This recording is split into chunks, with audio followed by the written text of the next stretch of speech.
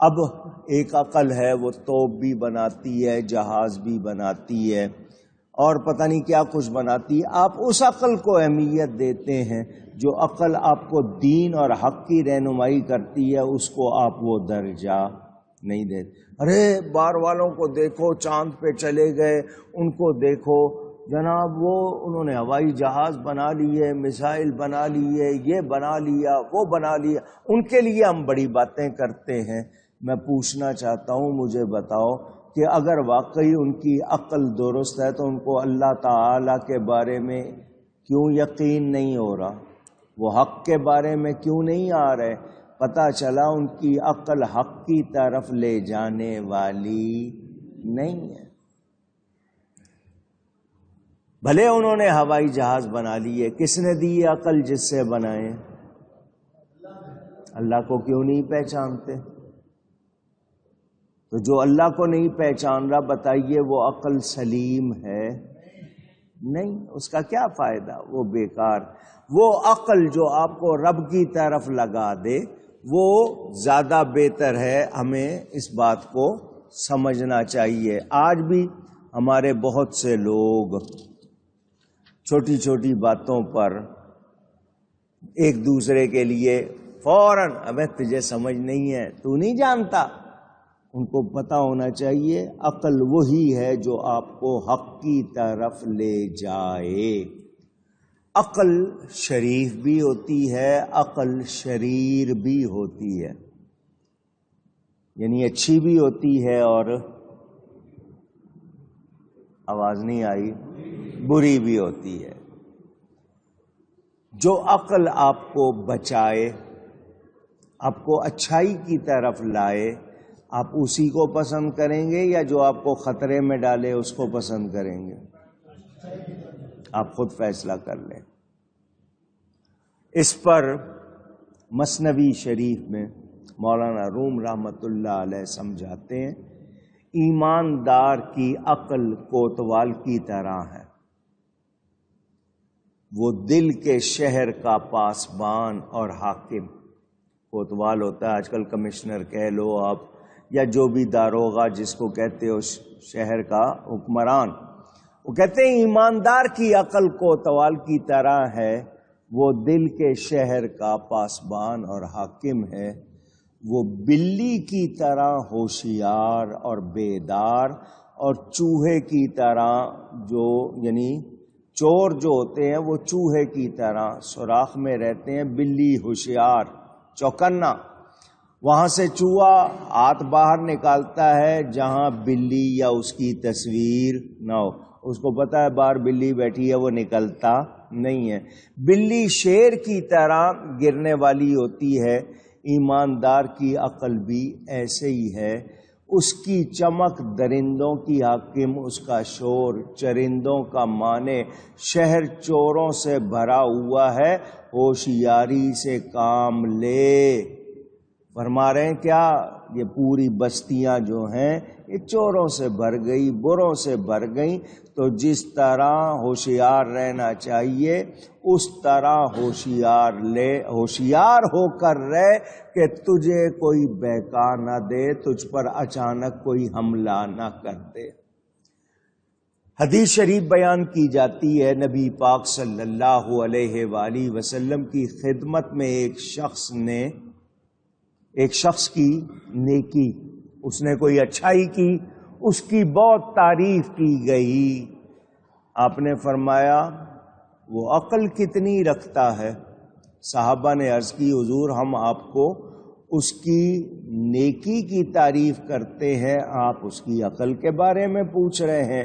آپ نے فرمایا کہ احمق جن کو تم کہتے ہو عقل والے نہیں، بے وقوف کہتے ہو، بہت بڑے فاجر سے بھی زیادہ بدبخت ہے.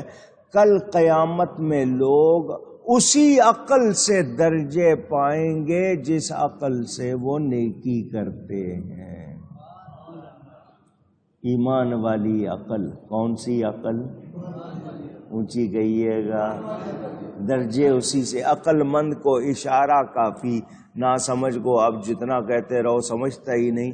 تو انسان کی عقل اگر سلیم ہو تو یہ اس کو منزل پہ بھی پہنچاتی ہے، درجے بھی دلاتی ہے. اور یہی عقل گمراہ کرنے پہ آ جائے تو پھر انسان کے لیے کوئی خیر رہتی نہیں ہے. کہتے ہیں سمجھدار لوگوں کی ایک کہاوت ہے، ہر شے جتنی زیادہ ہو، ہر وہ چیز جو جتنی زیادہ ہو وہ چلی جاتی ہے، وہ چلی جاتی ہے. عقل جتنی زیادہ ہو وہ قیمتی ہوتی ہے. عقل بہت زیادہ قیمتی ہوتی ہے، بشرطے کہ عقل مند کو پتہ ہو اس سے کیسے کام لینا ہے. سمجھداری کا وہ ایک علاقے میں بوجھ بجکڑ تھا. چلیں آپ کو ہلکا سا ایک لطیفہ سنا دیتا ہوں. بوجھ بجکڑ اس کا نام رکھا ہوا تھا. بستی میں کوئی مسئلہ پیش آتا تھا، لوگ اس کے پاس لے جاتے تھے. چلو بھئی بوجھ بجکڑ کے پاس، وہ حل بتائے گا. کسی کا کوئی کیس وہ جاتے تھے، وہ بتاتا تھا بات، سمجھداری والی کوئی بات کر دیتا تھا، لوگ کہنا مان لیتے تھے. ایک لڑکا درخت پر چڑھ گیا. اب وہ نیچے اترتے ہوئے ڈر رہا ہے، زیادہ اوپر چلا گیا. اب نیچے اترتے ہوئے ڈر رہا ہے، کیسے اتارے؟ کسی نے کہا کپڑا رکھو، اس کو کہو چھلانگ لگائے، کسی نے کچھ. اس میں سے ایک بولا یار کیوں فیصلہ کر رہے ہو؟ بوجھ بجکڑ سے پوچھتے ہیں.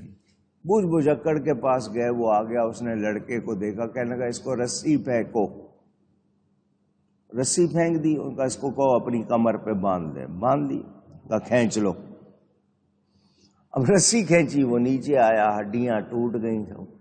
ان کا بوجھ بجکڑ یہ کیا ہو گیا؟ کہنے لگا پہلی مرتبہ غلط ہوا ہے، کنویں سے تو ہمیشہ اسی طرح ہی نکالا تھا، کنویں میں سے اسی طرح ہی نکالا تھا، یہ پہلی مرتبہ غلط. تو کبھی عقل آپ کو صحیح نہ بتائے تو کیا نتیجہ نکلتا ہے؟ غلط فیصلہ کر دے آپ کی عقل تو تباہی آتی ہے. تو ہمیں سمجھایا گیا، اچھی طرح ہم سمجھ لیں کہ عقل اپنی صورت میں اگر جو کہتے ہیں نا اللہ نے رکھی ہے باہر آ جائے تو سورج، یہ کہا گیا کہ جو عقل اللہ نے اندر رکھی ہے وہ اپنی صورت میں اگر باہر آ جائے تو سورج اس کے نور سے بے نور ہو جائے. اللہ نے عقل میں اتنی صلاحیت. اور اگر حماقت اپنی اصلی شکل میں ظاہر ہو تو رات بھی اس سے زیادہ روشن، یعنی حماقت اتنی کالی ہے کہ کالی رات بھی اس کی جگہ روشن ہے، کالی رات اس سے پھر روشن ہے. لیکن لوگ حماقت والی اگر عقل ہوگی تو پھر حماقتیں ہی ہوں گی، وہ پھر عقل والی بات نہیں ہوگی. میرے دوستوں اور بزرگوں، ہمیں یاد رکھنا چاہیے اچھی طرح کہ اللہ تعالی کی طرف سے بھلائی ہی ہوتی ہے، مگر انسان دوسری طرف لگ جائے، غلطی کو پسند. اب خوشبو بھی اللہ نے بنائی ہے، بدبو بھی آپ کے سامنے ہے، مگر کسی کو پسند ہی بدبو ہو تو اس کا کیا کریں گے؟ تو یہ اب ایک شخص جا رہا ہے باغ میں، اس کا دل چاہ رہا ہے سبزہ دیکھے، پھل دیکھے، پھول دیکھے. وہاں دوسرا کوئی جائے جس کو شوقی برائی کا ہو تو وہ تو گو ہی ڈھونڈے گا وہاں پر کہ گوں کہاں ہے.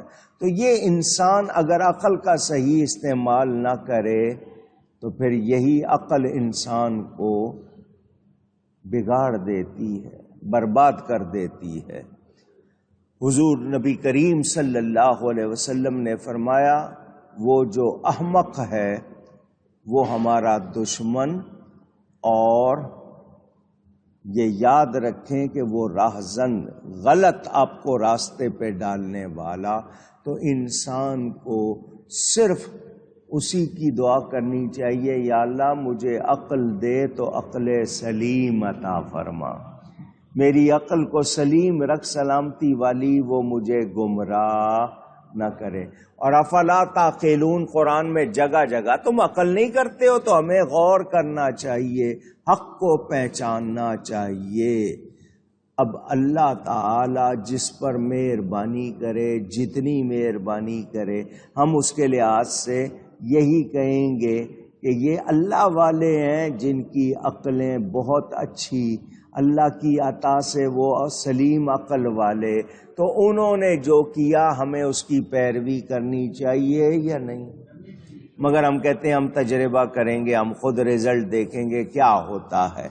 تو آپ کو شوق ہے کہ نہیں جی میں تجربہ کروں، میرے تجربے میں جو بات آئے گی اس کے مطابق کروں گا، تو آپ کبھی کبھی پھر ایسا کر لیتے ہیں کہ وہ پچھتانے کے سوا کچھ رہتا نہیں ہے۔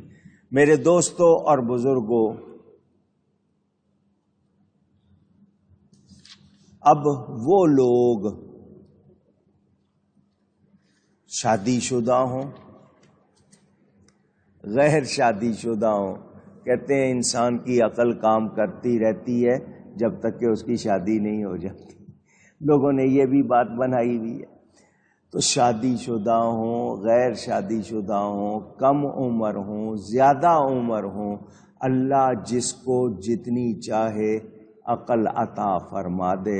شیخ سعدی فرماتے ہیں بزرگی بعقلست نہ بسال، انسان کا کمال والا ہونا یا عزت والا ہونا یا بڑا ہونا، اس سے عمر مراد نہیں ہے۔ وہ کہتے ہیں انسان کی بزرگی عقل سے ہے، عمر سے نہیں، سالوں کی گنتی سے نہیں ہے، عقل سے ہے۔ بعض بچے بڑے سیانے ہوتے ہیں اور بعض بڑے بڑے بھی احمق ہوتے ہیں، وہ عقل سے کام نہیں لیتے۔ میرے دوستوں اور بزرگوں، ہمیں یاد رکھنا چاہیے کہ وہ تمام لوگ جن کو اللہ تعالی نے اپنی بارگاہ سے خاص طور پر نوازا، ان کے بارے میں یقین رکھے کہ وہ عقل کے لحاظ سے بھی، عمل کے لحاظ سے بھی بہتر، صحابہ کرام، پھر اس کے بعد امت میں انبیاء کی بات نہیں کر رہا، انبیاء تو بڑی شان والے۔ تو اب جو لوگ نہیں سمجھتے اور ایسے شریروں کا شکار ہو جاتے ہیں، پھر ان کا وقت بھی برباد، دنیا بھی اور دین بھی برباد۔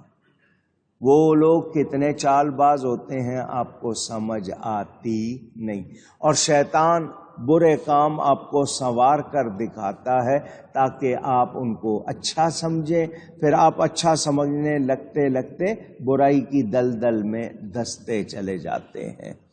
اب حضرت لوط علیہ السلام کی قوم کے بارے میں سن کر مجھے اور آپ کو ان برائیوں سے بچنا چاہیے یا نہیں؟ اونچی، مگر ہم بھی وہی کریں، ہم بھی انہی باتوں میں پھنسیں، نتیجہ کیا نکلے گا؟ نتیجہ پھر ہمارے لیے کچھ اچھا نہیں ہوگا۔ میں اپنی طرف سے بات نہیں کر رہا، مجھے اتنا بتا دیں، آپ لوگ اپنے بڑوں کو جو پہلے گزر گئے ان کو اپنے سے بہتر شمار کرتے ہیں یا نہیں؟ وہ جو تھے آپ کے بڑے جن کو آپ بہتر شمار کرتے ہیں، وہ اپنے سے پہلوں کو بہتر شمار کرتے ہیں یا نہیں؟ اگر آپ اسی طرح دیکھتے جائیں تو ہم ترقی کی طرف جا رہے ہیں یا تنزل کی طرف، پستی کی طرف؟ ہم گرتے چلے جا رہے ہیں اور ہم سمجھ رہے ہیں نہیں ہم تو جناب پہلے لوگوں کے پاس یہ نہیں تھا، یہ نہیں تھا، یہ نہیں تھا، مگر وہ ایمان میں اور کردار میں ہم سے بہتر تھے یا نہیں؟ جب آپ کا دل گواہی دے رہا ہے کہ وہ ایمانی حالت میں بھی بہتر تھے، کردار میں بھی بہتر تھے، تو ہمیں ان کی پیروی کرنی چاہیے یا نہیں؟ اونچی کہیے گا۔ جب آپ اتنی بات کر رہے ہیں، مان بھی رہے ہیں، تو پھر کیا وجہ ہے، کیا چیز ہے جو آپ کو نیکی کی طرف آنے سے روک رہی ہے؟ آپ کی خواہشات؟ آپ کو لگتا ہے کہ ہر چمکتی چیز سونا ہے، حالانکہ ایسا نہیں۔ تو ہم بہکاوے میں جلدی آ جاتے ہیں۔ نصیحت سنتے ہیں، کس پر اثر کرتی ہے؟ جو دل سے سنتا ہے، ایمان والا ہے، اس پہ اثر کر جاتی ہے، دوسرے پہ نہیں کرتی ہے۔ وہ سن رہا ہے مگر نہیں مان رہا، مسجد میں بھی آ رہا ہے پھر نہیں مان رہا، تو پتہ چلا اچھی صحبت میں رہ کر ایمان کو مضبوط کرنا چاہیے تاکہ نصیحت ہم پر اثر کرے۔ قوم لوط کے حوالے سے بات کرتے کرتے آج کے زمانے میں نے آپ سے کہا تھا نا، یہ قرآن کا اعجاز دیکھیں، معجزہ دیکھیں، آج ہمارے ملک میں وہی باتیں ہو رہی ہیں۔ آیت آئی ہے تفسیر میں، ترتیب سے آئی ہے، میں لایا تو نہیں ہوں، لیکن اس وقت آپ کی حکومت بھی وہی برائی والا قانون بنا رہی ہے یا نہیں بنا رہی؟ نام ہے اسلامی جمہوریہ پاکستان، پاکستان کا مطلب کیا؟ لا الہ الا اللہ۔ قانون بنا رہے ہیں کیا کہ جی مرد کے مرد کے ساتھ، عورت کی عورت کے ساتھ شادی ہو جائے، کوئی رکھنا چاہے۔ نام لے رہے ہیں خواجہ سرا کے حقوق، اس کے پیچھے چال جو ہے وہ واضح۔ اب دنیا اب آپ بے وقوف نہ سمجھیں، وہاں اسلام آباد کے ایک پلازا میں آگ لگی، کیوں لگی؟ کس نے لگائی؟ ہاں حکمران کہہ دیتے ہیں جی وہاں کوئی انتظام نہیں تھا، یوں ہو گیا۔ یہ جہاں سازش ہوتی ہے لوگ بھی تو دیکھتے ہیں، تم نے لوگوں کو بے وقوف سمجھا ہوا ہے۔ کہاں کہاں کیا جلایا جا رہا ہے، کس کو بچایا جا رہا ہے۔ 2 دن کے بعد کس نے چھاپا ڈالنا تھا، چھاپا ڈالنے سے پہلے آگ لگا دی، کسی خاص حصے میں لگائی، دوسری جگہ نہیں لگی۔ تو یہ جتنی شرارتیں ہو رہی ہیں، آج ہم قرآن پڑھ رہے ہیں، ہمیں لگتا ہے جیسے آج ہی آیت اتری ہے، ہمارے سامنے احکام ہے، پھر بھی ہم توجہ کرتے نہیں۔ بتایا جا رہا اس قوم کا کیا حال ہوا، ہم اس سے سبق حاصل نہیں کر رہے۔ دنیا میں فرعون جیسا بادشاہ آج کہاں، مگر اس کی لاش رکھی ہوئی ہے کہ اس کا یہ انجام ہوا، تکبر کرنے کا انجام، سچ کو جھٹلانے کا انجام، اکڑ کا انجام، ایگو کا انجام۔ اس کی لاش عبرت کے طور پہ رکھی ہوئی ہے، کوئی سیکھ رہا؟ پوچھ رہا ہوں، تمہیں پتہ نہیں میں کون ہوں، میں کیا کر سکتا ہوں؟ ہم اسی میں رہ گئے سارے، کرسی پہ بیٹھتے ہی فرعون بن جاتے ہیں، اور اس فرعون کا انجام دیکھ لو، آج بھی اس کی لاش عبرت بنا کے رکھی گئی ہے، مگر سیکھتے میں نے آپ کو شاید پچھلے جمعے بتایا یا اس سے پچھلے جمعے، یہ تفسیر آئی تھی، قارون کا ذکر آیا تھا۔